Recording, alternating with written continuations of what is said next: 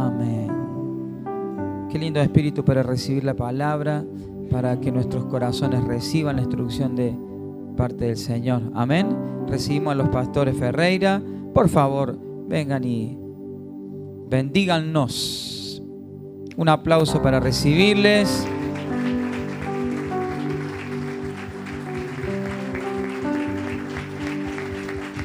Qué lindo es tenerlos acá, ¿eh? Qué lindo es que vengan.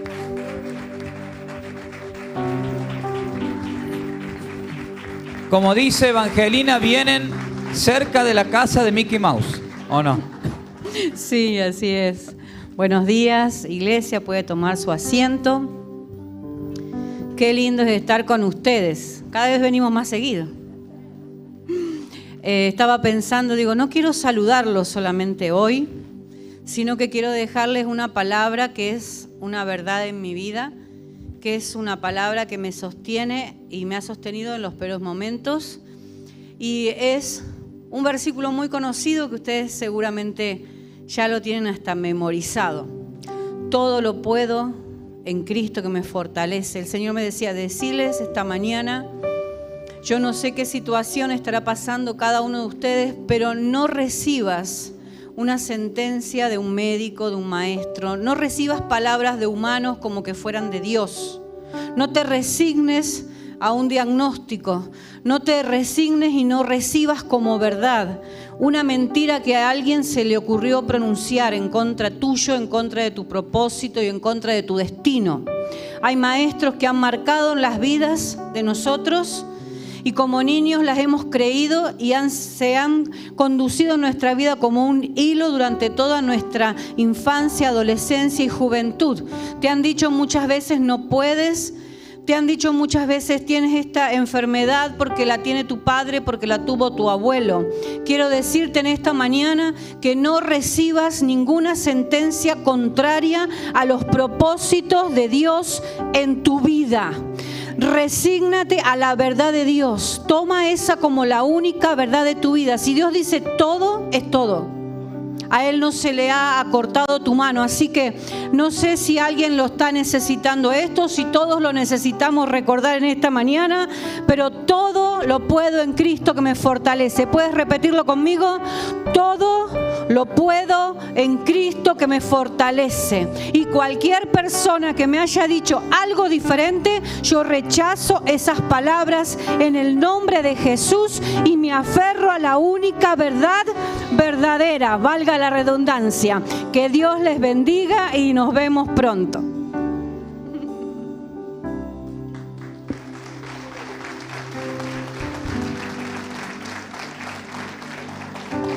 Amén. Qué lindo poder estar en la casa del Señor. Siempre cuando venimos a Jesús María, para mí es algo importante porque el pastor Miguel fue el primer pastor de Cita con la Vida en Estados Unidos. Cada territorio tiene una matriz que tiene que abrirse y el Señor lo usó a él para abrir la matriz en Estados Unidos, y hoy somos 3 iglesias, pero eso no es el final de la historia, es el proceso. Pero entendemos que el Señor nos ayudará, nos guiará, y lo que Él comenzó, también nosotros podremos expandirlo y extenderlo en un lugar donde se necesita también un testimonio, un espíritu como el que hay en la iglesia. Así que para nosotros es un placer poder estar aquí y haber sido invitado por los pastores que amamos y respetamos. Y como le decía a mi esposa, nosotros, o el pastor Miguel, que decías que vivimos cerca de Ratón Mickey, pero en la iglesia siempre oramos por ustedes, así que reciban los saludos de la iglesia de Kissimmee. ¿Y cuántos me dan su saludo para enviarlo para allá también? Muy bien, qué bueno, gracias. Y hoy la palabra que tengo en el corazón para compartir es una palabra que entiendo, la voy a tener que procesar rápido, pero creo que es para que cada uno de nosotros, de ustedes, pueda asumir la responsabilidad aquí en Jesús María de lo que el Señor le ha mandado a hacer. Dice la Biblia en el libro de Mateo, capítulo 9, versículo 36 en adelante: al ver Jesús las multitudes, tuvo compasión de ellas, porque estaban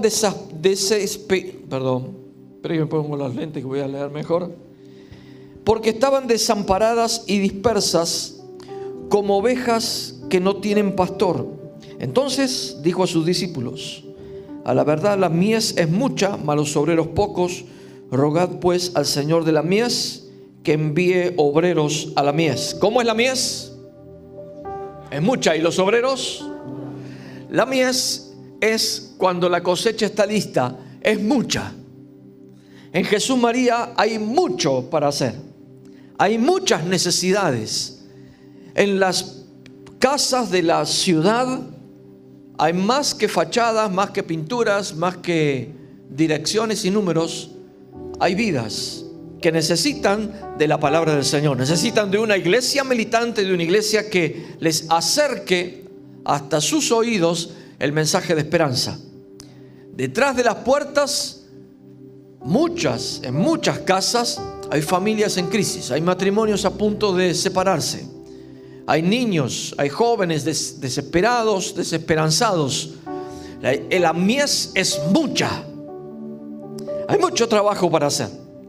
Y los obreros, pocos. Hay una escasez de obreros, son pocos. Por eso el Señor dice: rogad al Señor de la mies que envíe obreros a su mies. ¿Y qué tal si hacemos eso? ¿A cuánto le gusta obedecer la palabra del Señor? Vamos a rogar entonces. Nos ponemos de pie. Padre, en el nombre de Jesús, en esta mañana rogamos delante de ti. Y nuestro ruego es por una necesidad. Es tu mies, no es nuestra mies, es tu cosecha, es tu terreno, es el lugar donde nos has plantado, es Jesús María. Señor, es mi familia, es mi trabajo, es la mies que está lista para ser cosechada, pero hace falta obreros.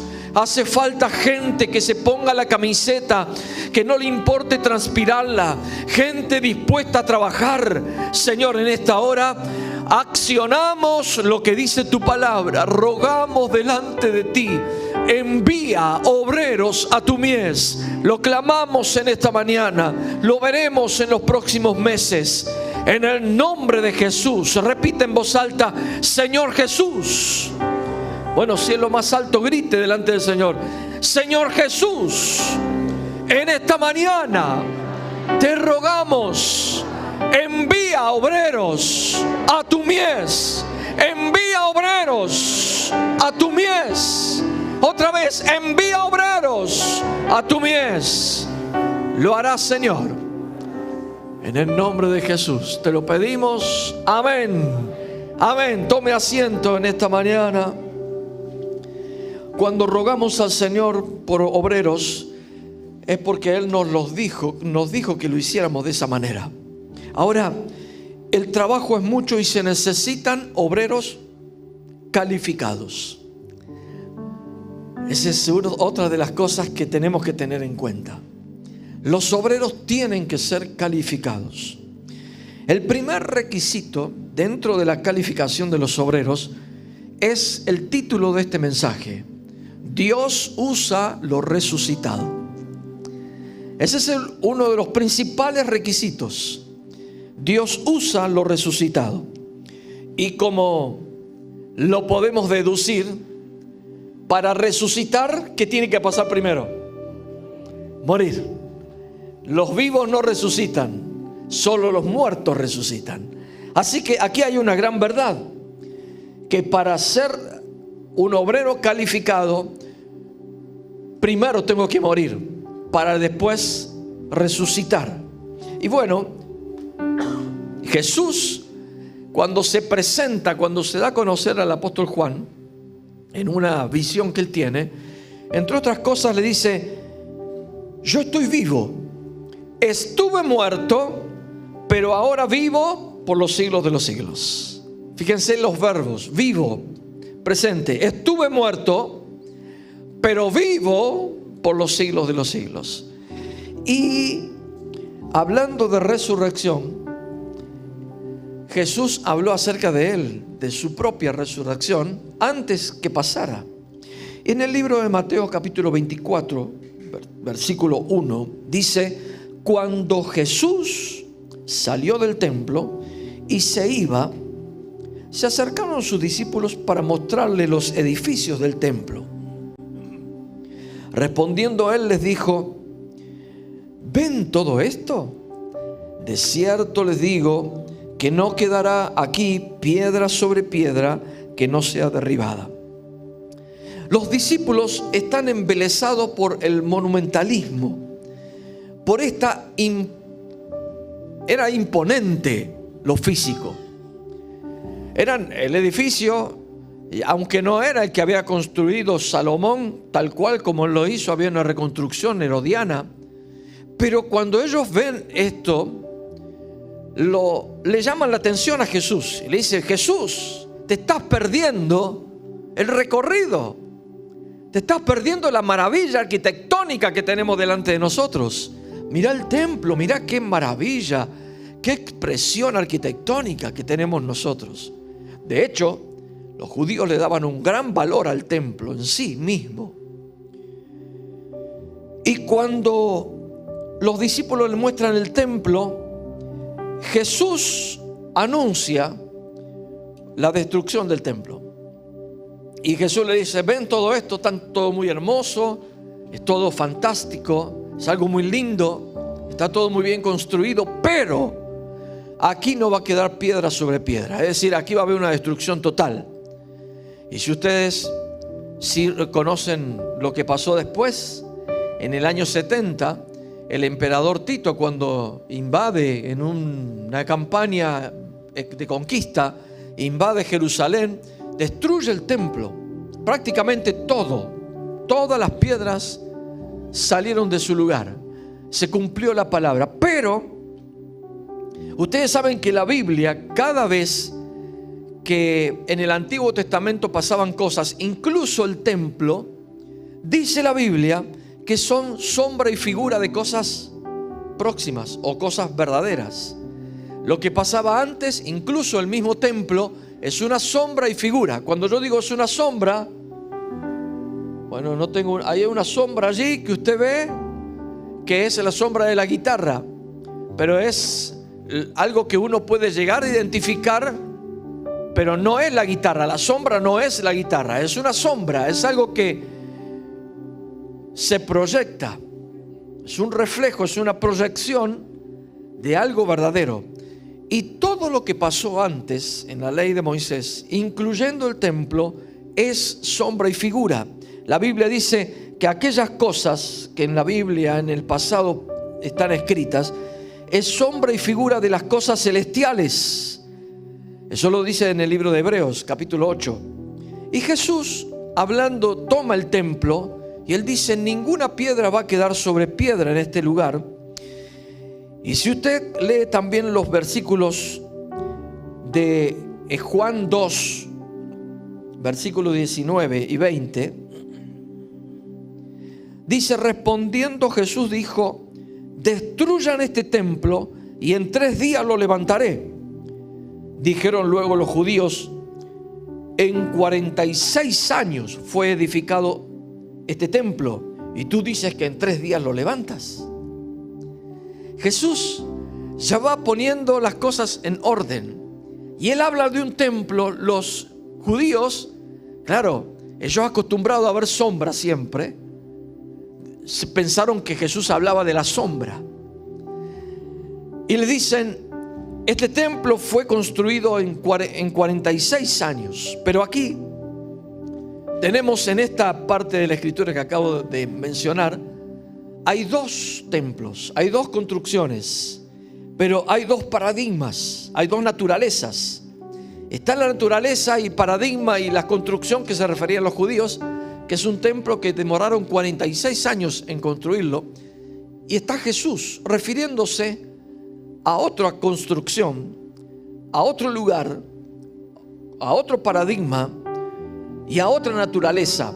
Y está hablando de su propio cuerpo, que en 3 días Él lo iba a reconstruir. Y si ustedes recuerdan, cuando la Biblia habla de resurrección, habla de que acontece algo maravilloso en la resurrección de Cristo. Y Él al tercer día vuelve a vivir, es decir, en su propio templo. No es que escogió el templo de otro, no se hizo bebé de vuelta cuando resucitó, sino en el mismo templo que había sido habitado en su cuerpo, Él resucita allí. Estoy haciendo una introducción para ir al grano en esta mañana, ¿sí? Espérenme un ratito, así pongo todas las cosas en claro y después nos entendemos mejor. Dice que en el libro de Mateo, dice: por fin vinieron 2 testigos falsos que dijeron: este dijo, puede derribar el templo de Dios y en 3 días reedificarlo. ¿Se acuerdan? Esa fue la acusación por la cual se toman para luego enjuiciar a Jesús o condenarlo. Él dijo, yo me acuerdo, dice un judío, unos testigos falsos, yo me acuerdo que Él dijo que Él iba a destruir este templo, y este templo es sagrado, es nuestro emblema, es lo que nos identifica, es donde Dios vive. Y también en el libro de Mateo 27:40 dice: y diciendo, tú derribas el templo, le decía la gente a Jesús cuando estaba en la cruz, tú derribas el templo y en 3 días lo reedificas, sálvate a ti mismo si eres el Hijo de Dios y desciende de la cruz. Si se acuerda de esa parte, ¿verdad? Jesús está en la cruz y la gente le recrimina lo que Él había dicho. En 3 días no iba a reedificar el templo. Y mira, ni siquiera tú mismo te puedes ayudar a ti mismo. Estás en la cruz, bájate, sálvate a ti mismo, desciende de la cruz. Aquí hay 2 paradigmas, 2 miradas. Pero la Biblia nos enseña en el libro de Juan capítulo 2 versículo 21, mas Él hablaba del templo de su cuerpo. El apóstol Pablo también dijo que nosotros somos templo del Espíritu Santo. ¿A dónde está el Espíritu Santo? En un templo. ¿En cuál templo? En los creyentes. Jesús hablaba de su templo, del templo de su cuerpo. Por tanto, cuando resucitó de entre los muertos, sus discípulos se acordaban que había dicho esto y creyeron a la escritura y la palabra que Jesús le había dicho. Es interesante, ¿verdad? Cuando todo pasa, los discípulos se acuerdan y hacen asociación y reconocen que Jesús ya le había dicho que Él se refería a una resurrección de 3 días de un templo, pero no era el templo que ellos admiraban, sino que se refería a su cuerpo. Pero cuando Jesús resucita, resucita en un cuerpo glorificado. Es un cuerpo, ¿se acuerdan las características? Algunas: atravesaba la puerta sin abrirla. Era un cuerpo que se trasladaba de un lugar a otro con una facilidad no común en nuestras leyes físicas. También desaparecía. Estaba aquí y de pronto por así decirlo, se esfumaba. Pero es un cuerpo glorificado, pero es un cuerpo que es el primogénito de la nueva creación. Es una nueva creación de Dios en Cristo Jesús. Es el primer resucitado de esa nueva generación. Solo para que lo tengan en cuenta, Jesús ya había resucitado a gente antes. ¿Se acuerda al hijo de la viuda de Naín? Ya había resucitado. A Lázaro ya había resucitado. A la hija de Jairo, Tabita Cumi, le dijo y resucitó. Pero ninguno de esos resucitados eran la nueva especie, la nueva naturaleza, la nueva creación de Dios, el primogénito de Jesús. Ahora, mire lo que dice en el libro de Mateo capítulo 12 versículo 40. Creo que lo están poniendo aquí, ¿verdad? Yo no me di vuelta, pero sí. 12:40 dice: porque como estuvo Jonás en el vientre del gran pez 3 días y 3 noches, así estará el Hijo del Hombre en el corazón de la tierra 3 días y 3 noches. Jesús empieza a anunciar su propia resurrección y la compara con Jonás. ¿Se acuerdan de Jonás? Jonás no hizo caso a la palabra de Dios.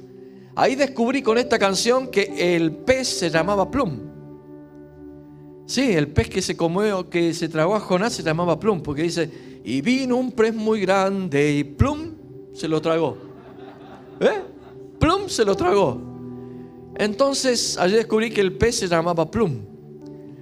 Jonás es un profeta que Dios le da una palabra para ir a una ciudad, Nínive. Nínive tenía necesidades como las tiene Jesús María. Jonás era un profeta que le faltaba un poquito de afinación, estaba desentonado. Jonás vivo estaba rebelde. ¿Se acuerda que él va al puerto y en vez de salir, mejor dicho, en vez de ir para Nínive, se va para el otro lugar, a un puerto y del mar Mediterráneo, pensando ir para Tarsis, a otro lugar, exactamente el opuesto. Y en medio del mar se levanta una tempestad y todo el mundo estaba paniqueado porque pensaban que iban a morir todos, y empezaron a tirar los enseres y la comida y todo lo que llevaban, y cada uno clamaba a su Dios, mientras el hombre de Dios dormía en medio de una crisis. Porque eso pasa siempre que hay espíritu de rebeldía. Se duerme cuando Jesús María necesita ayuda. Por eso Jonás estaba durmiendo y lo despierta el capitán. ¡Hey! Tú no ves lo que está pasando. Despiértate y clama a tu Dios por las dudas. Él nos escuche. Clama Jonás. Pero la tempestad continúa, pero él tiene la solución. Dice: ya tengo la solución. Tírenme ustedes al mar, y cuando me tiren al mar, entonces el mar se aquietará. Mire a qué punto lleva un Jonás vivo. Vamos a decirlo así, porque vamos a distinguir entre Jonás vivo, Jonás muerto y Jonás resucitado. ¿Está bien? Jonás vivo, con la carne viva, con su humanidad a flor de piel, es tan cruel que ni siquiera él toma la decisión de tirarse al mar, sino que quiere hacer partícipe a los otros, para que los otros se sientan mal, porque fueron asesinos, tiraron a un hombre al mar. Si la solución era que él saliese de la barca al mar, ¿por qué no se tiró directamente y salvaba a toda la gente? Él dice: ustedes me tienen que tirar, átenme de las manos, átenme de los pies y sean crueles y tírenme al mar. Yo moriré allí, pero ustedes se salvarán. La carne siempre es irrestricta. La carne siempre va a chillar cuando la querramos dominar. Así que cada vez que usted escuche una palabra, una predicación, y en su humanidad usted se moleste, se siente incómodo, diga: ay, lo dice por mí, ¿sabe qué está pasando allí? La carne está chillando. ¿Se entiende, verdad? Como el cerdo chilla cuando está a punto de morir. Y Jonás chillaba arriba del barco: tírenme ustedes, sean partícipes de este asesinato. La cuestión es que la gente desesperada lo tiró, y cuando lo tira vino la calma. ¿Se acuerda? Cuando está en el mar, él se hunde, y en la profundidad del mar, allí lo encuentra Plum y se lo traga, y está 3 días. Es algo maravilloso esto. Muchos teólogos dicen que es una historia alegórica. Yo creo que no. Jesús lo mencionó. Es un hecho maravilloso que dentro del estómago de un pez haya tenido lo suficiente para sobrevivir. y más todavía para orar al Dios del cielo. Porque es si ustedes leen el capítulo 3 de Jonás, el 2, es una oración dentro de un vientre de un pez. Es la única persona que oró dentro de un vientre de un pez. Pero en ese vientre, allí pasaron cosas. Allí Jonás se encontró consigo mismo. Se encontró con su rebeldía, con su falta de compromiso. Allí Jonás empezó a recordar cada calle de Jesús María, cada vecino de Jesús María, que no le habló del evangelio por ser vago, por ser vergonzoso. Allí Jonás se empezó a acordar de cuando iba para Colonia Carolla a comprar salamines y a ninguno de ellos le habló del evangelio. Porque era rebelde y porque su carne estaba muy vivita.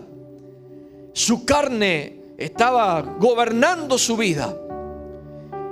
Y cuando el Señor lo llama para un ministerio, él se va para otro lado y allí le pide perdón al Señor en medio de un vientre.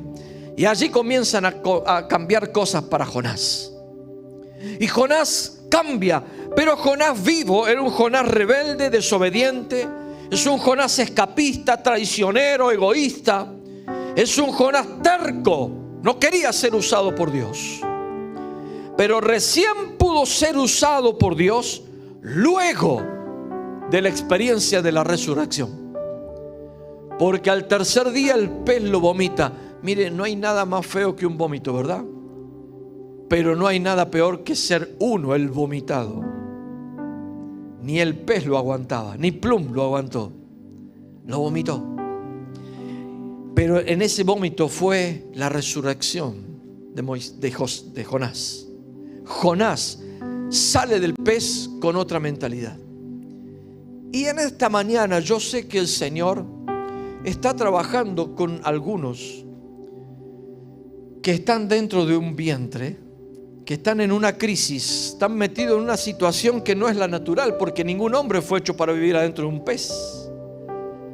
Pero no es la situación natural que Dios quiere que vivas, pero Dios te ha metido en un proceso porque hay que cambiar la cabeza, porque hay que matar a la carne. Con la carne no se negocia.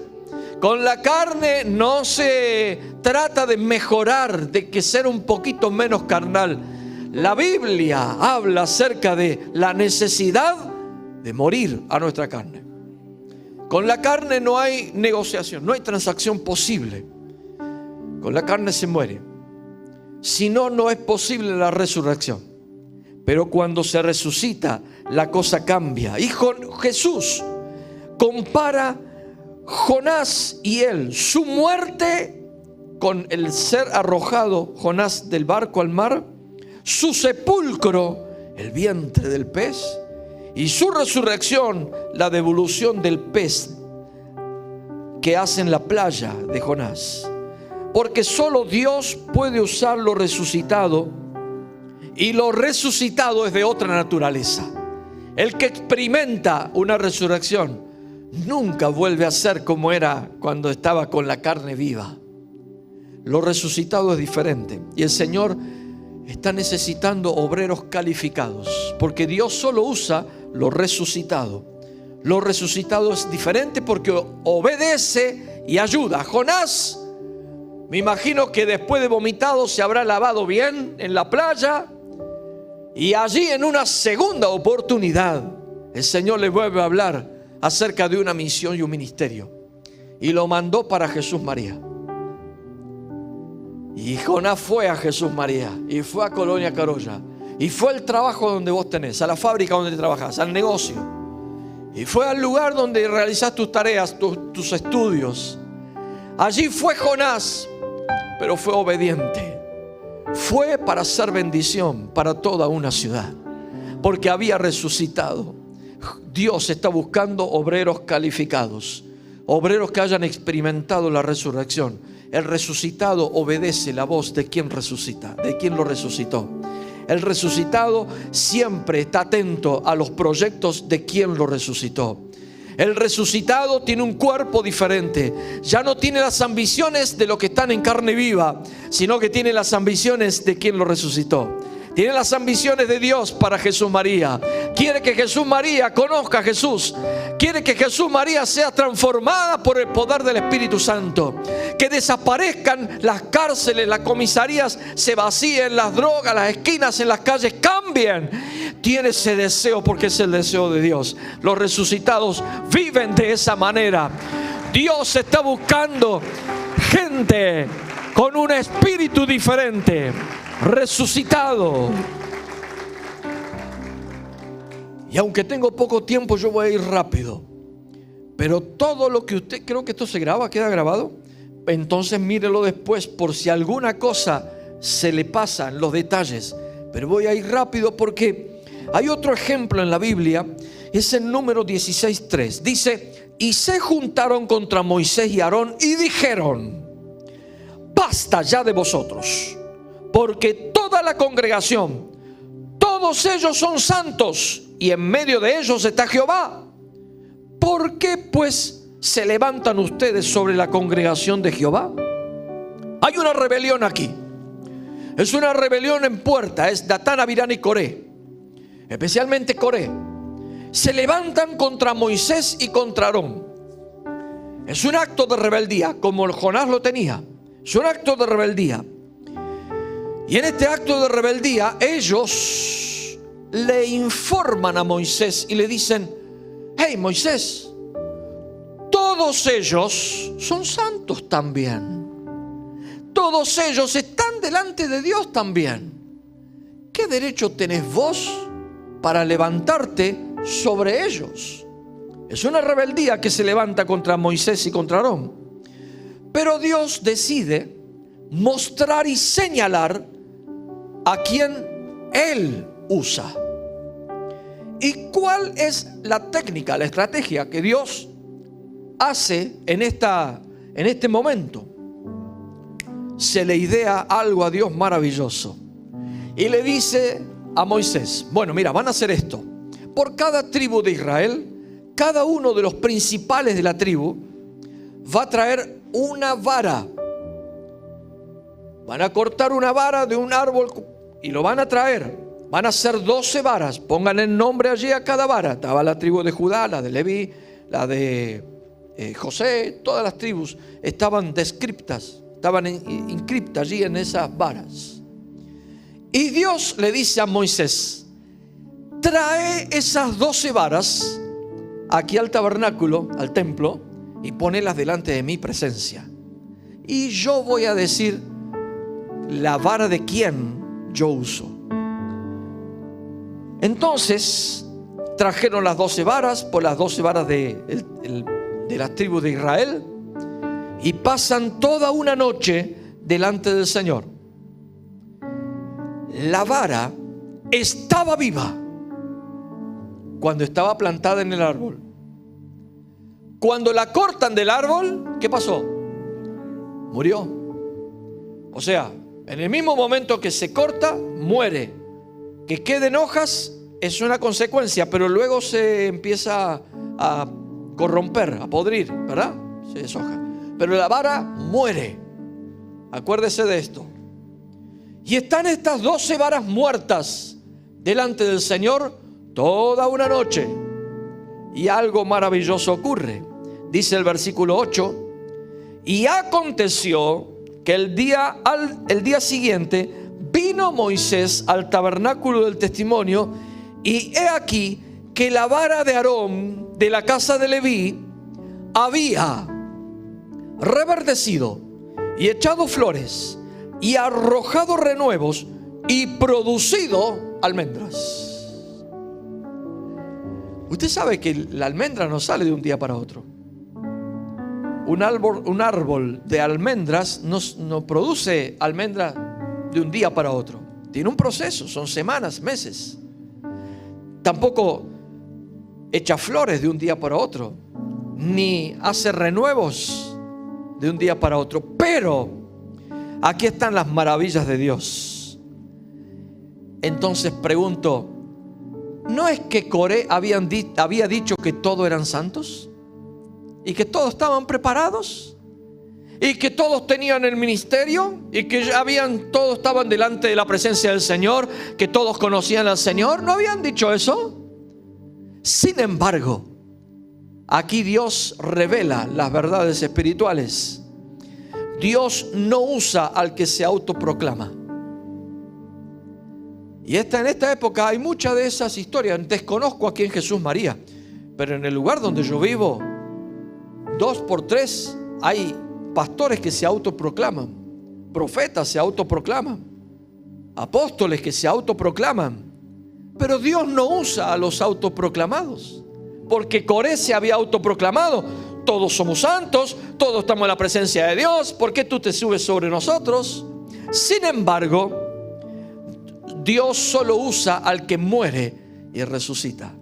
La vara de Aarón había muerto, pero en una noche delante de la presencia del Señor resucitó y tiró renuevos, y tiró flores, y tiró almendros.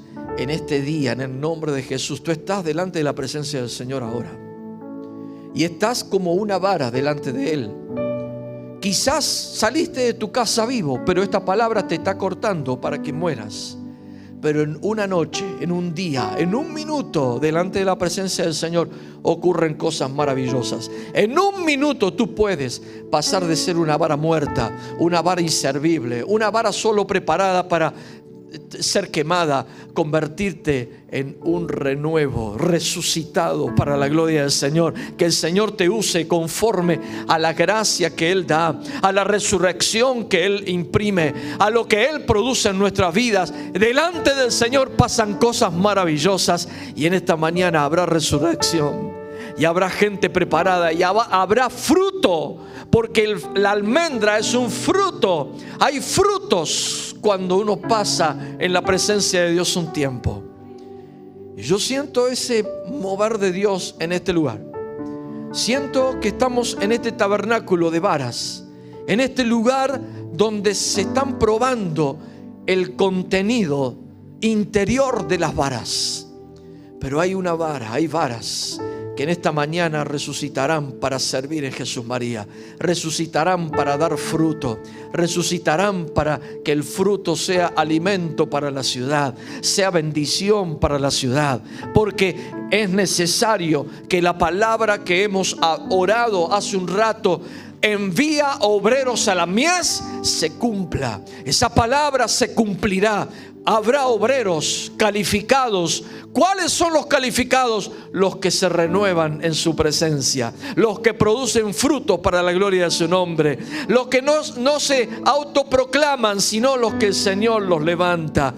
Esos son los que están sirviendo al Señor, los que necesita la ciudad para que el Señor renueve esta ciudad, traiga otros aires. ¿Cuántos quieren un aire diferente para Jesús María? Mejor todavía, porque es lindo, pero mejor todavía. ¿Cuántos quieren que las drogas, que los divorcios, los abortos empiecen a cesar? Porque hay un pueblo que está siendo tocado por estas varas resucitadas. Estas varas resucitadas que tienen fruto, y el pueblo está comiendo de su fruto. Aleluya. Dios busca a muertos resucitados. La Biblia dice, Romanos capítulo 6, versículo 4, porque somos sepultados juntamente con Él para muerte por el bautismo, a fin de que como Cristo resucitó de los muertos por la gloria del Padre, así también nosotros andemos en vida nueva. Cuando tú te bautizaste o te vas a bautizar, es el símbolo de esto. Es el símbolo de una vara que estaba vivita y coleando por ahí. Era una vara que se iba para donde quería, pero que ahora uno muere juntamente con Cristo. Ahora te quiero decir que cuando sales de las aguas del bautismo hay una resurrección expresada, una resurrección gloriosa. Los muertos no hablan, los muertos no dominan, los muertos no deciden. Por eso cuando la carne muere, se termina el dominio de la carne en tu vida. Cuando tu carnalidad muere, Se termina el dominio de ese muerto. Se muere rebelde, pero se resucita en obediencia. Se resucita dócil a una nueva naturaleza. Y los resucitados no viven como antes. Se resucita a una nueva realidad, a un nuevo orden, a una nueva conducta, a una nueva mente. Romanos capítulo 1, versículo 4. Están siguiendo la palabra, ¿verdad? 1:4 dice que Jesús fue declarado Hijo de Dios con poder, según el Espíritu de Santidad, por la resurrección entre los muertos. Es decir, la resurrección genera un espíritu de santidad. La resurrección genera ser declarado Hijo de Dios con poder. Ahora me llama la atención esto, que la santidad es un espíritu. La santidad no es algunas conductas, es un espíritu. Es decir, se trata de toda nuestra manera de vivir. La santidad es una forma, es un modo de vida. En todo lo que opera es un espíritu. La santidad no es no hagas esto, no hagas aquello. Cuando yo era chico, la iglesia donde me crié, los hombres estaban de un lado, las mujeres del otro. Las mujeres no se cortaban el pelo, no se pintaban, no se depilaban, no usaban pantalones, no usaban aritos. Y los hombres, dicho sea de paso, yo usé pantalones cortos hasta los 12 años. Después de ahí, ya pantalones largos, porque así era la ley en la iglesia. Pero ¿a qué voy? La santidad se quería expresar, o que se exprese de cualquier manera exterior. Pero así como de larga tenían las polleras las hermanas, así también tenían de larga la lengua para hablar de los demás. Y los hombres no mostraban las piernas porque tenían que usar pantalones largos, porque no querían despertar ninguna suspicacia. Pero cuando no venían a la iglesia, eso andaban haciendo sus cosas por allí.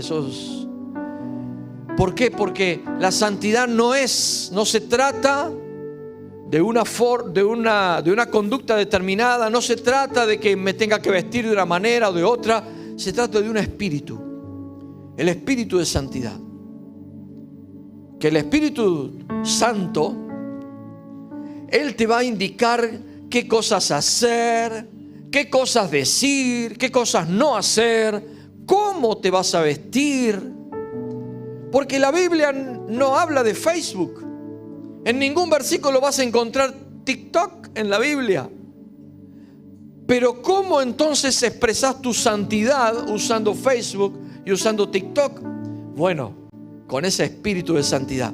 Y la Biblia dice, con el versículo que hemos leído, que el espíritu de santidad es el producto de la resurrección. Los que resucitan con el espíritu de santidad. El pastor no tiene que andar diciéndole, mira, bajate un poquito la pollera, mira, esta media se te ve casi todo. O mira, no digas esto, no mires de esa manera. Porque el mismo espíritu, los resucitados, resucitan con espíritu de santidad. Tienen el deseo de agradar al Señor. Tienen el deseo de ser santos, de ser correctos en toda su manera de vivir. No solamente cuando estamos aquí, sino en la más absoluta intimidad también. Espíritu de santidad. Ahora, una de las características de los resucitados nos lo dice el apóstol Pablo, Colosenses, ya termino, 3:1 en adelante. Si pues han resucitado con Cristo, busquen las cosas de arriba, donde está Cristo sentado a la diestra de Dios. Pongan la mira en las cosas de arriba, no en las de la tierra, porque han muerto. ¿Qué han hecho? Muerto. Y vuestra vida está escondida con Cristo en Dios. ¡Aleluya! Nuestra vida está escondida con Cristo en Dios.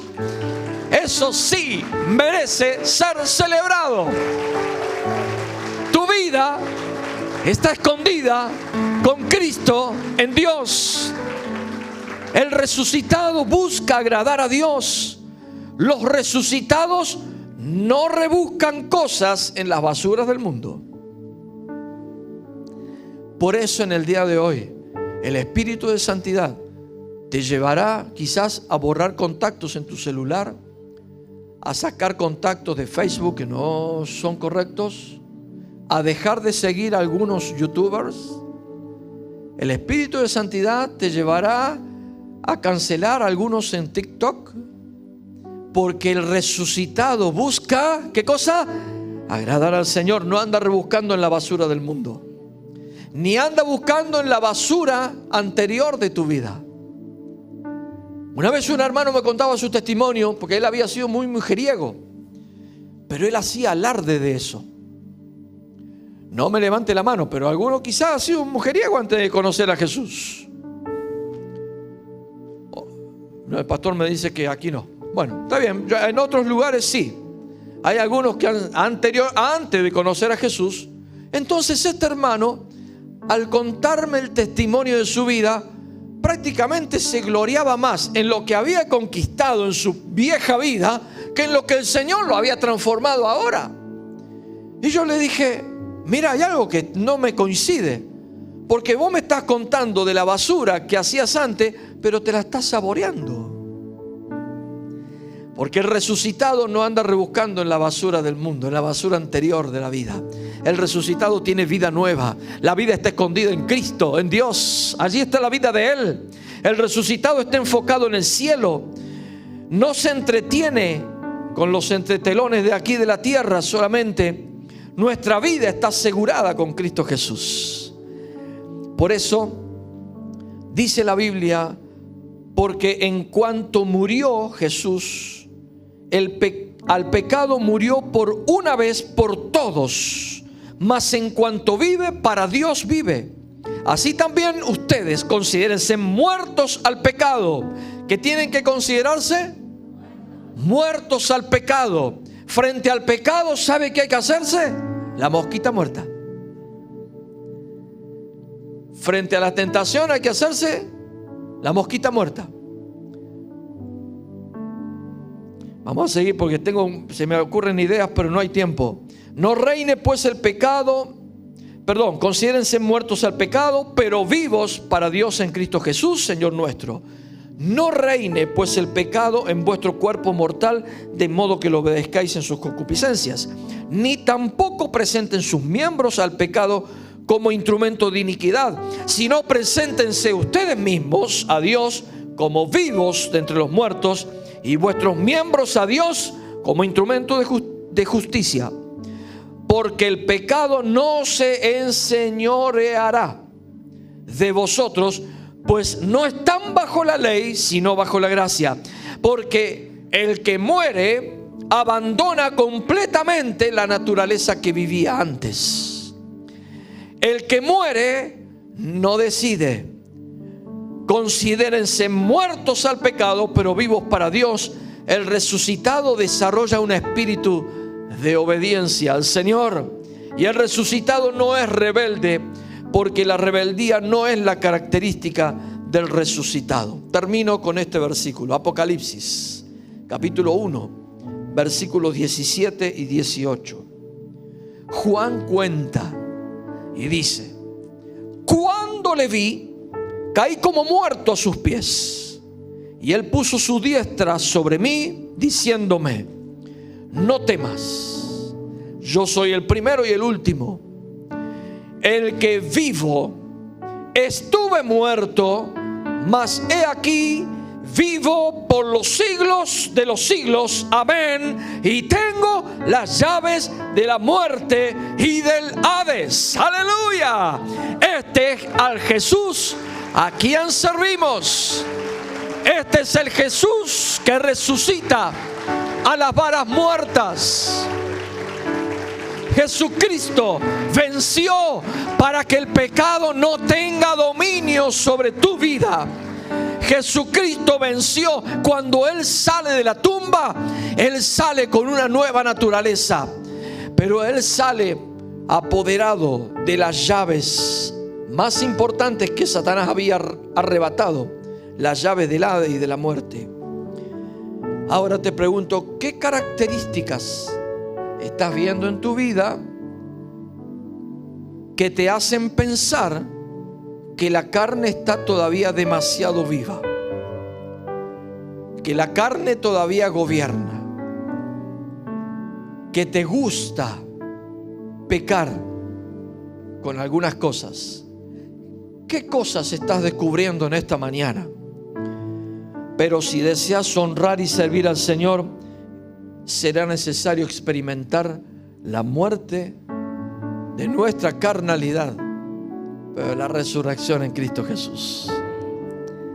Porque cuando resucitamos todo es diferente. Cuando resucitamos lo único que queremos es obedecer al Señor.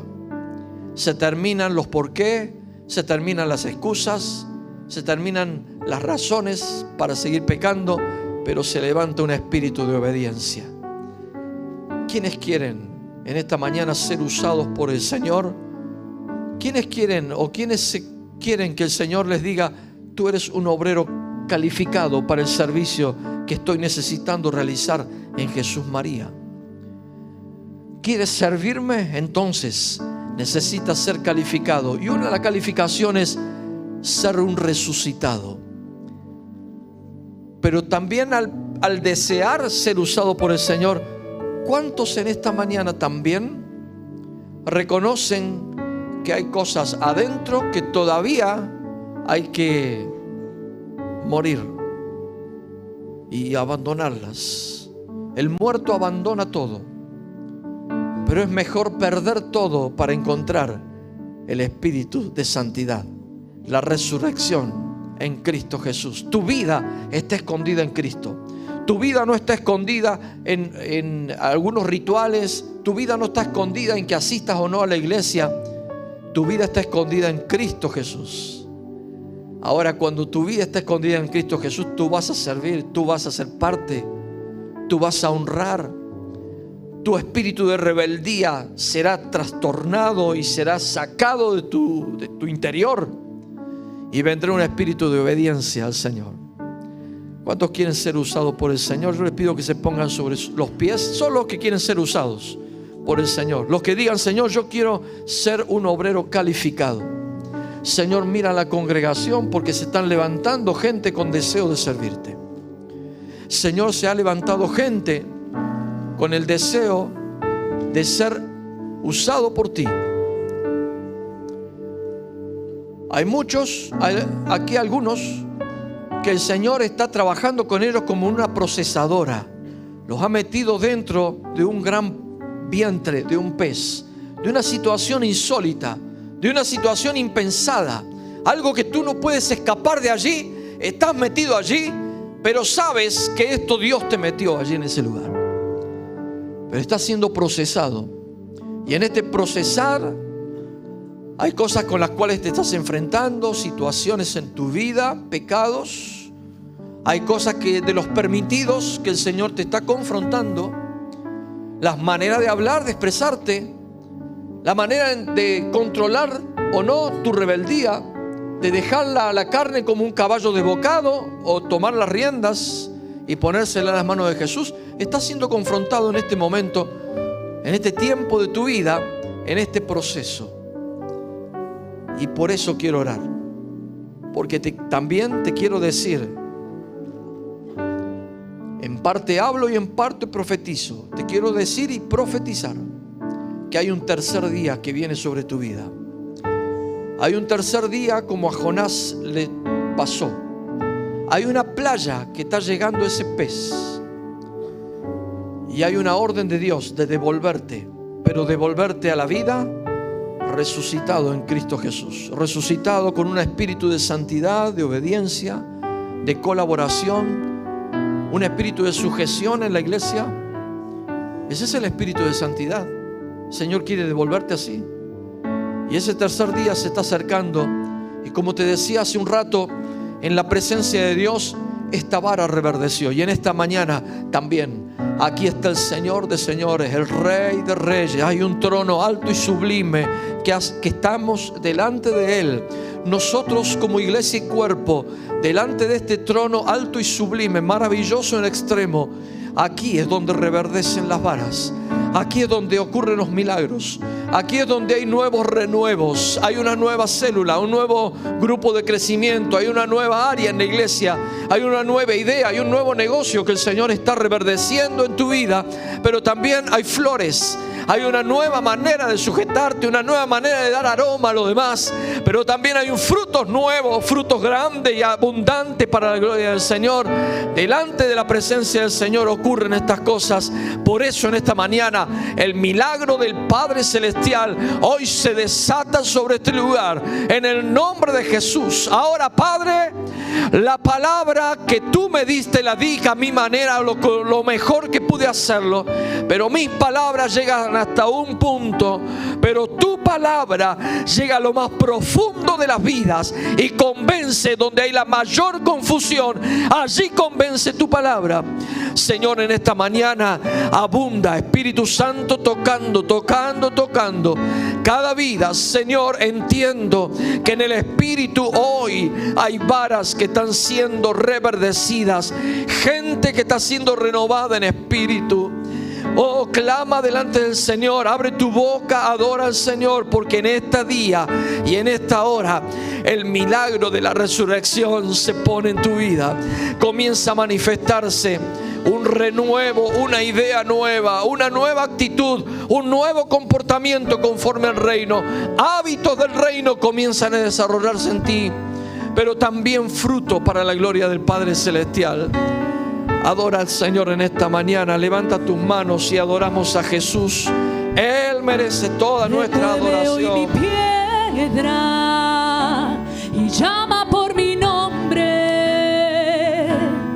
Cambia mi historia, resucita mis sueños, transforma hoy mi vida. Haz un milagro en esta misma hora. Llámame hacia afuera, remueve hoy mi piedra y llama por mi nombre. Cambia mi historia, resucita mis sueños, transforma hoy mi vida. Haz un milagro en esta misma hora. Llámame hacia afuera, resucítame. Tú eres la misma vida, la fuerza que hay en mí. Eres el Hijo de Dios, tú me ayudas a vencer, Señor de todo en mí. Escucho ya tu voz, llamándome a vivir una historia de poder.